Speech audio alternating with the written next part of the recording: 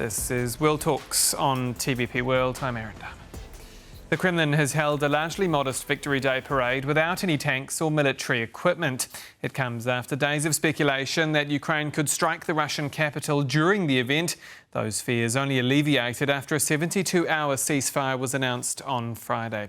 And for more, I'm joined now by Mikhail Alexseev, Professor of Political Science at San Diego State University. Good evening to you, sir. Hello, how are you? Very good, a pleasure to have you with us. Walk me through how significant such a scaled-down parade in Moscow is, because no weapons this year, only broadcast on screen and on state television. What does all this tell us about the Kremlin regime, about Vladimir Putin right now? Well, it tells us a lot, but it's not necessarily all straightforward.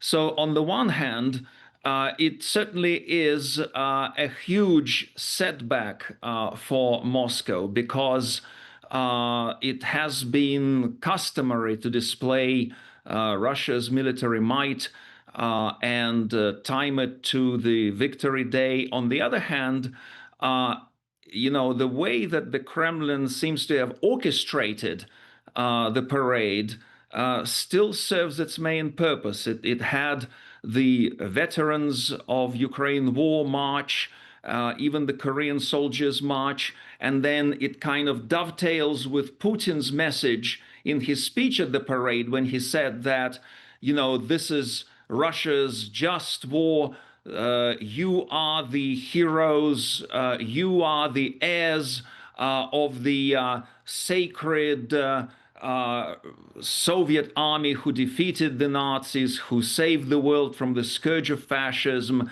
and you are fighting the same war today.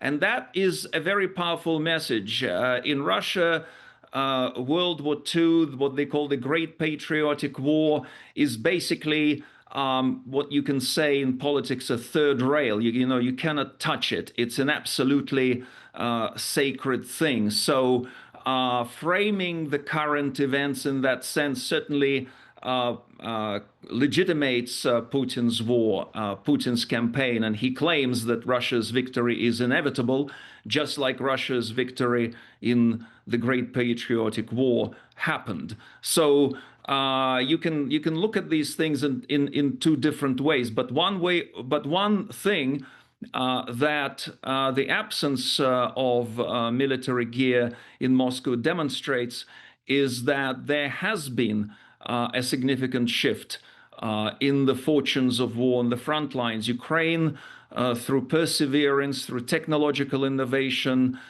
through social innovation, and through, of course, collaboration and support from allies, including Poland and countries in Western Europe and the United States, has developed capabilities to inflict significant costs on Russia in this war. And that would be the path to potentially ending the conflict.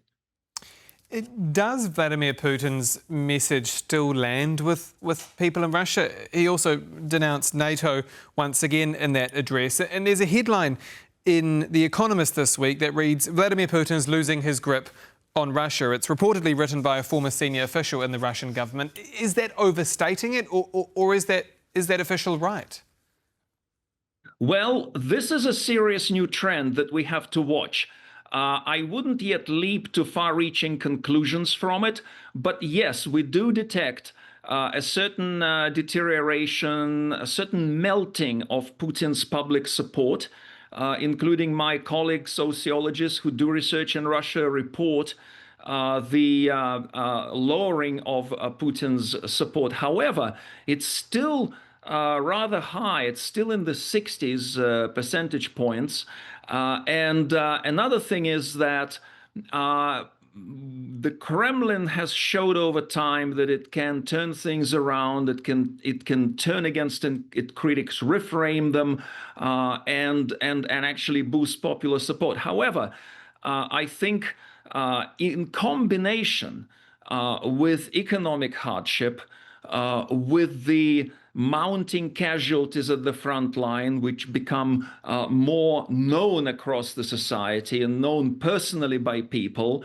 And with Ukraine's capability to reach deeper targets inside Russia, I think that does set the stage that does make Putin's job of managing the society the way he has done for so many years much more difficult. Unfortunately, we're running out of time, Professor, but where do you see things standing in Russia's full-scale invasion of Ukraine right now as we speak? What is the picture that you are seeing from your perspective? Well, I see still, the military option that Russia exercises. I think it will still continue to use it. Ukraine needs to develop a lot more of those capabilities to hurt Russian forces. So for now, I still see the conflict continuing, although I would say the range of possibilities is increasing, including potentially diplomacy and some kind of resolution, but we're still a long way away from that. So you don't see any possibility of a lasting ceasefire or even a peace deal anytime soon? When I call my friends and family and colleagues in Ukraine, when there are all these news around the world about some kind of one-day ceasefire or three-day ceasefire or Easter ceasefire, Christmas ceasefire, my sources there say, what ceasefire? Russians keep firing, they keep attacking, and they keep accusing Ukraine of violating the ceasefire while they themselves attack. So there is some ebbing of activities, but often what happens is, for example, Russia pauses attacks by Shahed drones and ballistic missiles on Kyiv during a day or two, but then they accumulate them and then they launch a huge attack in the next couple of days. So we still are yet to see that those ceasefires are actually a sign of anything more durable, more permanent. Mikhail Alexseev, Professor of Political Science at San Diego State University, thank you again for your time. My great pleasure. Thank you. And that's all for this edition of World Talks here on TVP World. Do stay with us for more news and analysis. Goodbye.